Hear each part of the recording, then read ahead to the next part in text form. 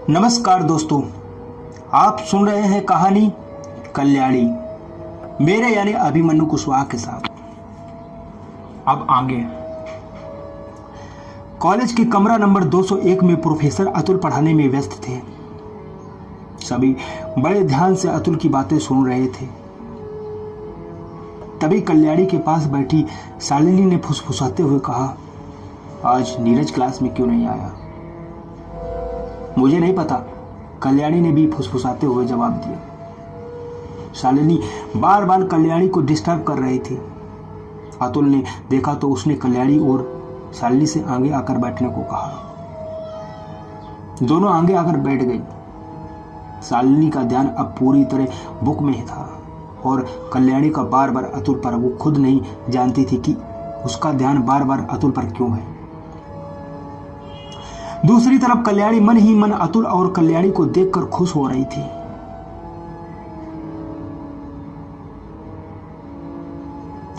Class खत्म होने के बाद अतुल वहां से चला गया। अतुल के साथ साथ कल्याणी की आंखें भी उसके पीछे चली गईं। आंखों की गुस्ताखियां माफ हो, शालिनी गाना गाने लगी। कल्याणी ने उसकी तरफ देखा तो चुप होकर इधर उधर देखने लगी। कल्याणी ने अपनी किताबें समेटी और क्लास से बाहर आ गई। शालिनी भी उसके पीछे चली आई। कल्याणी सुनो ना, शालिनी ने कहा। हाँ कहो, कल्याणी ने चलते कहा। अतुल सर, शालिनी ने बात अधूरी छोड़ दी। अतुल सर क्या? कल्याणी ने पूछा। तुम्हें अतुल सर पसंद है? शालिनी ने पूछा। ऐसा कुछ भी नहीं है, कल्याणी ने धीरे से कहा। शालिनी कुछ सोचने लगी और फिर कहा, तो कौन पसंद है? निशांत? कैसी बात कर रही है तू शालिनी? कल्याणी ने कहा और सीढ़ियों की तरफ बढ़ गई। शालिनी भी उसके पीछे पीछे चल पड़ी।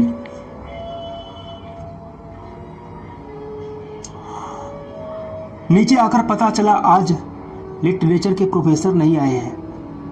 कल्याणी क्लास से बाहर आकर बगीचे में बनी बेंच पर आकर बैठ गई। कल्याणी के पीछे बनी बेंच पर नीरज बैठा था, पर उसका मुंह दूसरी तरफ था। कल्याणी किताब खोलकर पढ़ने लगी। तभी शालिनी वहां पहुंच गई और कल्याणी से कहा, तुम मुझे अकेला छोड़कर यहां क्यों चली आई? कल्याणी ने कुछ नहीं कहा, उसका ध्यान अभी भी किताब में ही था। शालिनी ने उसके हाथ से किताब छीन ली और कहा, इसका मतलब तुम्हें किसी से भी प्यार नहीं करना? शालिनी की बात सुनकर कल्याणी ने उसकी तरफ देखा और कहा, तुझे लगता है इस चेहरे से कोई प्यार करेगा? कल्याणी की बात से शालिनी चुप हो गई। पीछे बैठा नीरज दोनों की बात चुपचाप सुन रहा था। शालिनी कल्याणी के पास आकर बैठी और कहा, ऐसा किसने कहा कि प्यार शक्ल सूरत देखकर होता है? प्यार के लिए सूरत नहीं सीरत देखी जाती है। सब कहने के लिए है शालिनी, आजकल प्यार सिर्फ शक्ल देखकर किया जाता है, कल्याणी ने कहा। कल्याणी ऐसा तुम सोचती हो, मैं नहीं। और देखना, एक दिन तुम्हें एक लड़का मिलेगा जो तुम्हारा साफ मन देखकर तुम्हें पसंद करेगा और तुमसे बहुत प्यार करेगा, शालिनी ने कहा। ऐसा सिर्फ किस्से कहानियों में होता है, असल जिंदगी में नहीं, कल्याणी ने उदास होकर कहा। मौसम बदल गया, आसमान में काले बादल घिर आए। मौसम सुहाना हो गया और कल्याणी अपनी सोच में डूब गई और कहने लगी, पता है शालिनी, इस दुनिया की सबसे खूबसूरत चीज क्या है? इस दुनिया की सबसे खूबसूरत चीज प्यार। जानती हो क्यों? क्योंकि प्यार आंखों से शुरू होता है और आंखें कभी झूठ नहीं बोलती, पर प्यार सिर्फ और सिर्फ इन आंखों का धोखा बनकर रह जाता है। खूबसूरत चेहरे का धोखा ही अब प्यार माना जाता है, फिर चाहे दिल में कितनी भी नफरत क्यों ना हो। और जब बात मुझे जैसी लड़की की हो तो प्यार करना तो दूर, कोई मेरे पास तक नहीं आएगा। हर कोई अपनी जिंदगी में रोशनी चाहता है, खूबसूरती चाहता है, और मैं सिर्फ अंधेरा हूं। मेरा रंग मजाक का जरिया तो बन सकता है, पर किसी के प्यार की वजह नहीं, कहकर कल्याणी पास में उगे उस पौधे की तरफ देखने लगी। अनजाने में ही सही, उसने शालिनी के सामने अपने दिल की बात रखी। शालिनी कुछ देर शांत रही और फिर कहा,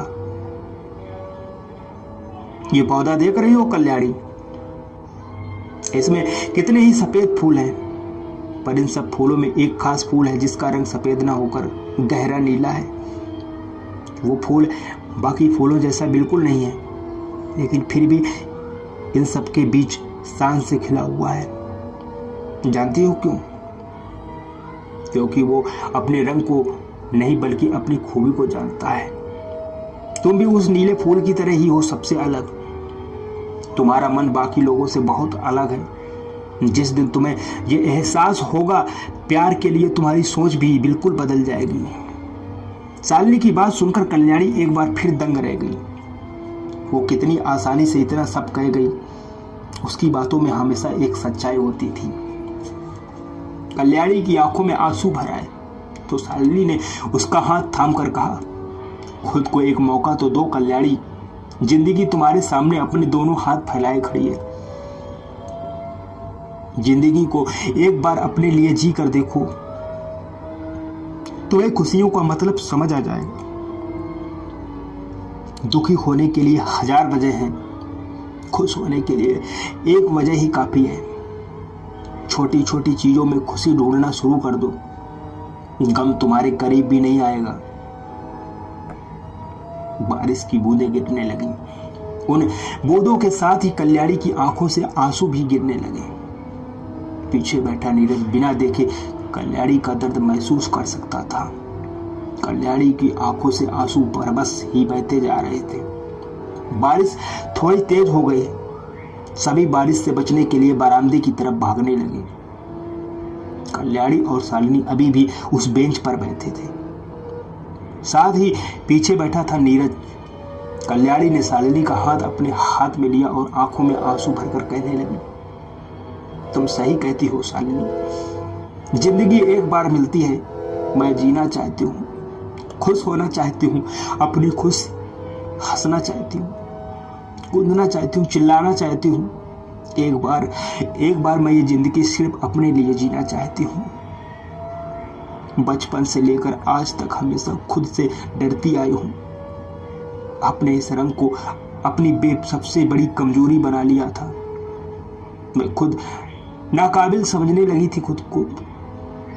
पर जब से तुम मेरी जिंदगी में आई हो, तब से मैंने जाना है कि असली खुशी क्या है। मुझे तुम्हारे जैसा बनना है शालिनी, मुझे खुलकर जीना है। अपने इस रंग के बोझ के तले अब और नहीं दबना चाहती मैं।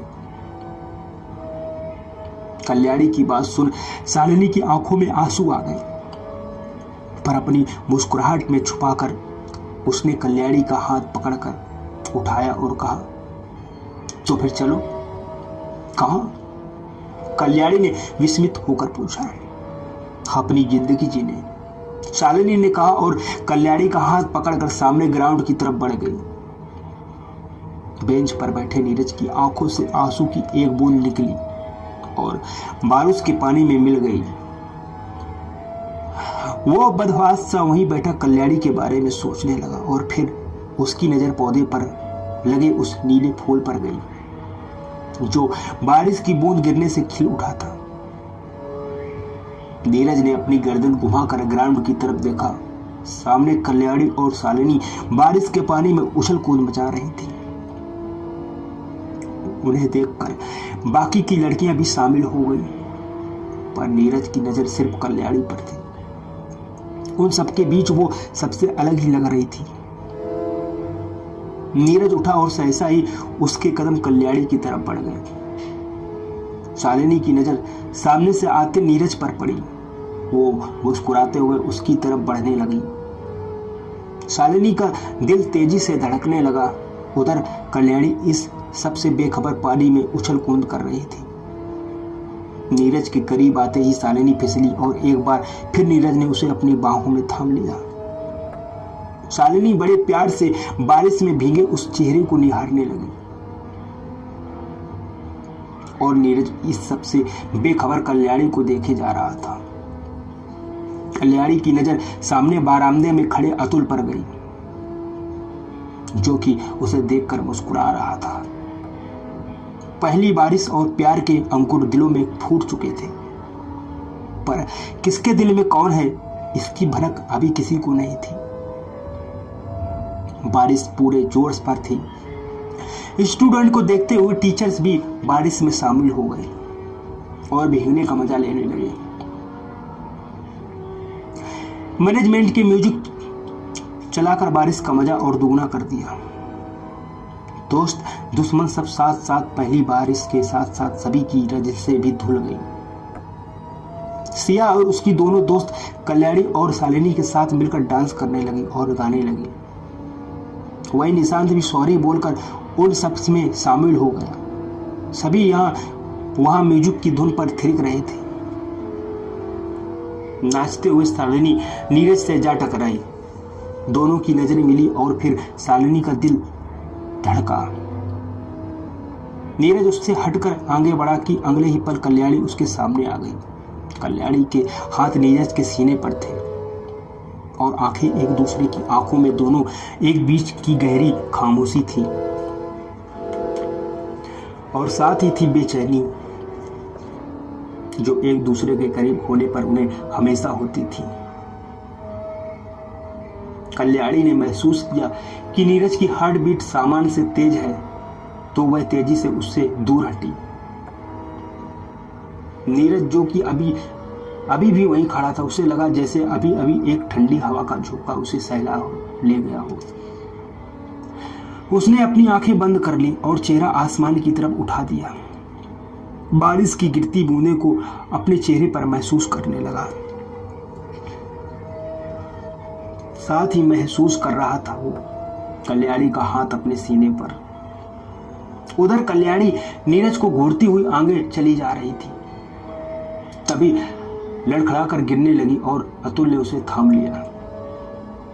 एक बार फिर दोनों की नजर मिली।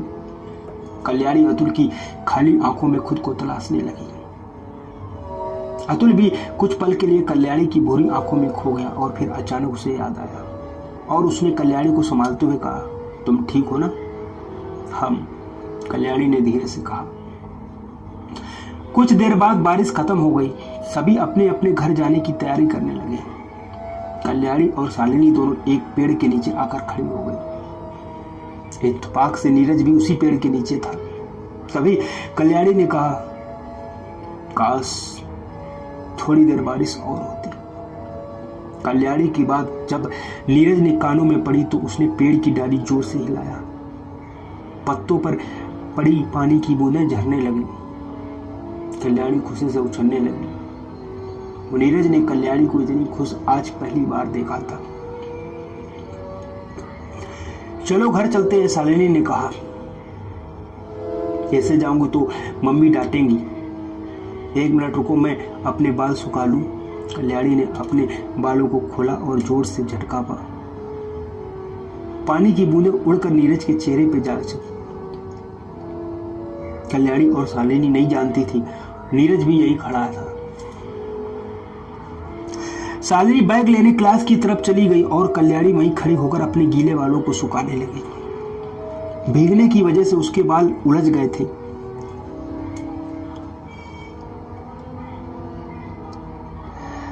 लंबे और घने बाल। नीरज एकटक उसे देखता रहा।